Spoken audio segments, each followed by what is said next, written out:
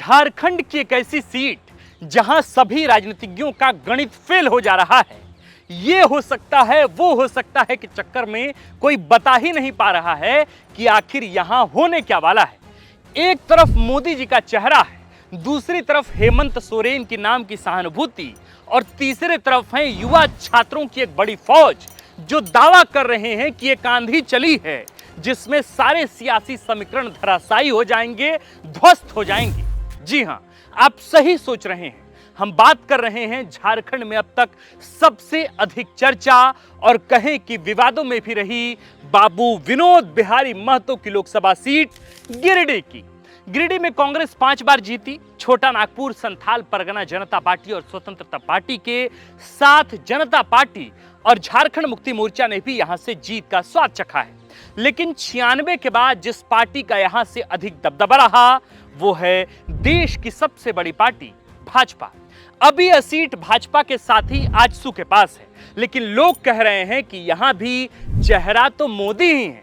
लेकिन मोदी मैजिक के अलावा एक और चीज जो यहां गिरिडीह में हावी है, प्रभावी है और जिसने नई बयार चलाई है वो है युवा नेता टाइगर जयराम महतो। चुनावी घोषणा के इतने दिन बीते, हमने भी कई दिनों तक यहां के तमाम विधानसभाओं में दौरा किया, बातचीत की लोगों से।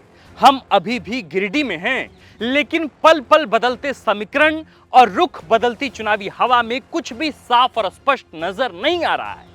लेकिन इतिहास गवाह है कि जब भी आसमान धुंधला होता है तो कुछ अप्रत्याशित होता है। तो क्या आजसू बचा पाएगी देश में अपनी इकलौती सीट, या फिर मोदी फैक्टर के बावजूद आजसू का होगा गिरिडीह में सुपड़ा साफ?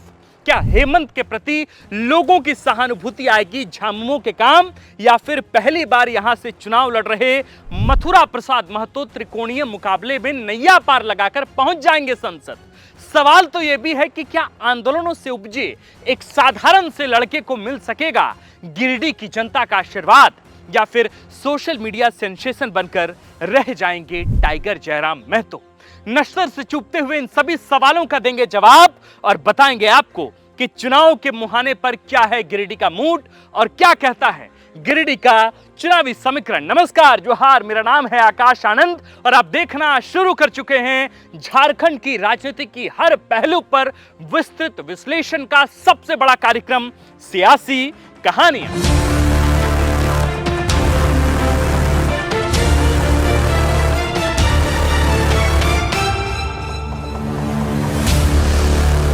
गिरिडीह उन सीटों में से है जहां एनडीए ने पिछली बार बड़े अंतर से चुनाव जीता था। मार्जिन था 22% का, यानी 2.5 लाख वोटों का। हालांकि तब मुकाबला 2 दिग्गजों के बीच था। इस बार मैदान में 3 धुरंधर हैं। दूसरी बात कि 2019 जैसा माहौल तो वाकई इस बार नहीं है, इसलिए जरूरी है कि गिरिडीह पर नए सिरे से विश्लेषण किया जाए। सबसे पहले हम आपको गिरिडीह के 6 विधानसभाओं के बारे में बताते हैं। देखिए, गिरिडीह, डुमरी और टुंडी में अभी झामुमो के विधायक हैं। बाकी बची 3 सीटों में बेरमो में कांग्रेस, गोमिया में आजसू और बाघमारा में भाजपा के विधायक हैं। पिछली बार के चुनाव में इन 3 सीटों पर जगन्नाथ महतो सीपी चौधरी से पीछे रह गए थे। यहां की इनमें से किसी विधानसभा में झामुमो 1 लाख का आंकड़ा पार नहीं कर पाई थी। दूसरी तरफ आजसू को गिरिडीह को छोड़कर अभी 5 विधानसभाओं में 1 लाख से ऊपर वोट मिले थे। लेकिन यह तब की बात थी जब राज्य में भाजपा की सरकार यानी रघुवर सरकार थी और उस साल प्रचंड मोदी लहर भी सीपी चौधरी के पक्ष में काम आ रही थी। इस बार चूंकि राज्य में सरकार बदल गई है, हाल के दिनों में झामुमो का स्ट्रक्चर बदला है। हेमंत जेल में है और कल्पना चुनावी जमीन पर। ऐसा अनुमान है कि इन सभी उलट परिस्थितियों में गिरिडीह की स्थितियां भी बदलेंगी। यह तो तय है कि 2019 वाला आंकड़ा 24 में रिपीट नहीं होने वाला है। गिरिडीह विधानसभा की सीट चूंकि शहरी सीट है, संभव है कि आजसू को वहां से बढ़त मिले, लेकिन अन्य विधानसभाओं में आजसू को पिछली बार से काफी लॉस होने की संभावना है। यहां तक तो मामला ठीक है, लेकिन असली पेंच जातिगत आंकड़ों पर आकर फंसता दिख रहा है, क्योंकि जयराम की एंट्री ने नया समीकरण बना दिया है। कैसे, हम समझाते हैं। देखिए, गिरिडीह लोकसभा सीट में सबसे अधिक संख्या महतो जाति की है। टाइटल के आधार पर वे 15% के आसपास हैं और तीनों प्रत्याशी महतो जाति यानी कि एक ही जमात से हैं। महतो जाति के युवाओं के वोट का बड़ा हिस्सा तो जयराम को जा रहा है। कई क्षेत्रों में महिलाएं भी जयराम को वोट देने का मन बना चुकी हैं। लेकिन अन्य महतो मतदाता किसे वोट करेंगे यह कह पाना बहुत ही मुश्किल है। लेकिन असली खेल तो मुस्लिम मतदाता करने जा रहे हैं। जी हां, गिरिडीह में मुस्लिम मतदाता 17% के आसपास हैं और वे ना भाजपा की तरफ है और न ही मुस्लिम मतदाताओं में खासकर युवा स्पष्टतः झारखंड मुक्ति मोर्चा की तरफ। ऐसी सूचना है कि मुस्लिम युवा मतदाता की बड़ी संख्या जयराम को वोट करने जा रही है और इसकी वजह है जयराम महतो का लगातार मुस्लिम मतदाताओं के बीच जाना और उन्हें यकीन दिलाना कि वे उनके हितों की रक्षा करेंगे। आप गौर करें कि जब झारखंड की 14 सीटों पर किसी भी पार्टी ने एक भी मुस्लिम नेता को टिकट नहीं दिया, तब इकलौती जेएलकेएम यानी कि जयराम महतो की पार्टी है जिसने धनबाद से मुस्लिम नेता को खड़ा किया, टिकट दिया, प्रत्याशी बनाया। हालांकि 1 लाख अंसारी को धनबाद से टिकट देने पर जयराम महतो की पार्टी पर कई संगीन आरोप भी लगे हैं, इससे इनकार नहीं किया जा सकता। कई तरह के ऑडियो सोशल मीडिया के घरकुंडों में घूम रहे हैं।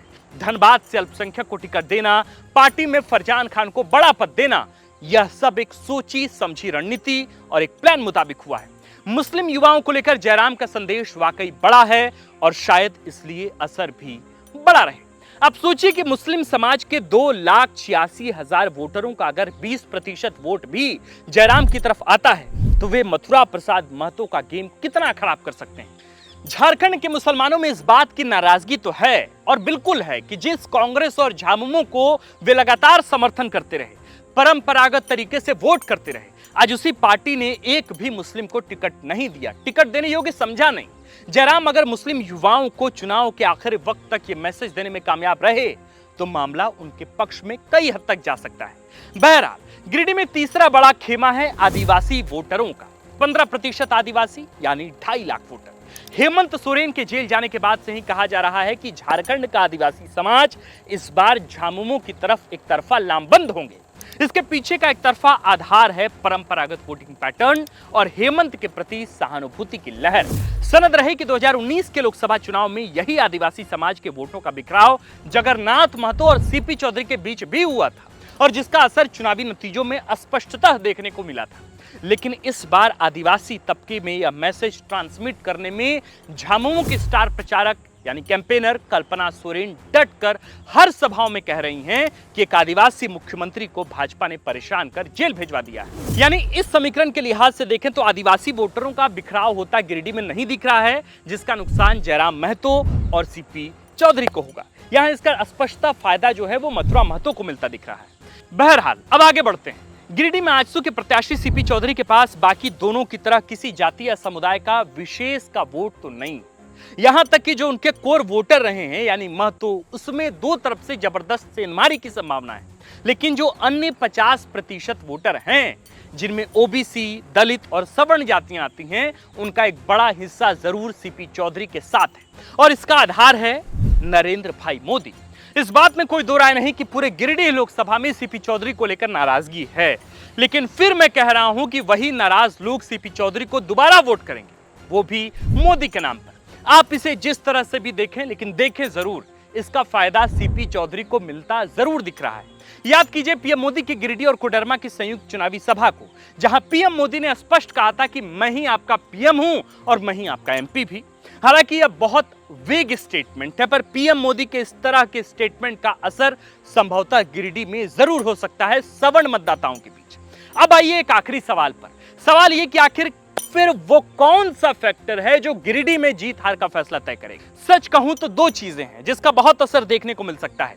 पहला है नरेंद्र मोदी की रैली और दूसरा है जयराम महतो और कल्पना सोरेन की जनसभाएं। लेकिन कल्पना सोरेन के भाषणों का असर सिर्फ और सिर्फ आदिवासियों तक महदूद रहेगा, जो कि पहले से ही झामुमो के साथ है। वे नए वोटरों को अपने साथ जोड़ पाएंगी ऐसा लगता नहीं दिखता, जबकि जयराम इस काम को करने में सफल हो रहे हैं, धीरे धीरे ही स्नेह ही सही। दूसरी तरफ मोदी की रैली का भी प्रभाव रहेगा और माहौल काफी हद तक भाजपा और सीपी चौधरी के पक्ष में जा सकता है। हम किसी तरह की भविष्यवाणी पर यकीन नहीं करते हैं, लेकिन आंकड़े और समीकरण कह रहे हैं कि गिरिडीह में भाजपा को मथुरा महतो से ज्यादा बड़ी चुनौती जयराम महतो दे रहे हैं। पर प्रिय सुधी दर्शकों, राजनीति का यह खेल ऐसा है कि अक्सर दो मजबूत दिखने वालों की लड़ाई में कमजोर दिखने वाला कई बार बाजी मार ले जाता है। तीनों कैंडिडेट के समर्थक यह बताने का भरसक प्रयास कर रहे हैं कि जयराम महतो के खड़े होने से मथुरा महतो को फायदा होने जा रहा है। सीपी चौधरी के समर्थक कह रहे हैं कि मथुरा महतो का कुर्मी वोट जयराम महतो काटेंगे। मथुरा महतो के समर्थक कह रहे हैं कि आदिवासी और मुसलमान वोटर हमारा पैक्ट वोटर है। बस जयराम सीपी चौधरी के कुर्मी वोटरों में सेंधमानी कर जाएं तो हमें फायदा हो जाएगा। और जयराम महतो के समर्थक मुसलसल ये बात कह रहे हैं कि मामला तो त्रिकोणीय है ही नहीं, निकलेगा तो हमारा टाइगर जयराम ही निकलेगा। हम अपनी बात यहीं खत्म करते हैं, लेकिन हम उम्मीद करते हैं कि गिरिडीह के हर व्यक्ति का अपना अपना अर्थमेटिक होगा, अपना अपना कैलकुलेशन होगा, अपना अपना गणित होगा। गिरिडीह में इस बार जो भी होगा, लेकिन चुनाव बहुत ऐतिहासिक होगा। इसी नोट पर मैं आपसे अब विदा लेता हूं। आप सभी से दरखास्त है कि इस वीडियो को जरूर से जरूर पूरा देखें, और अगर देख लिया हो और पसंद आया हो तो इस वीडियो को गिरिडीह से लेकर झारखंड के हर मोबाइल स्क्रीन तक आप पहुंचाएं। ये जिम्मा मैं आप तक छोड़ता हूं। मैं जातीय आधार पर, विधानसभा के आधार पर यह आकलन किया हूं, और मुझे उम्मीद है कि आपको यह वीडियो पसंद आई होगी। आप देख रहे थे द फोर्थ पिलर का नया नवेला कार्यक्रम सियासी कहानियां। मेरा नाम आकाश आनंद है और कैमरे के पीछे हैं अतुल। शुक्रिया।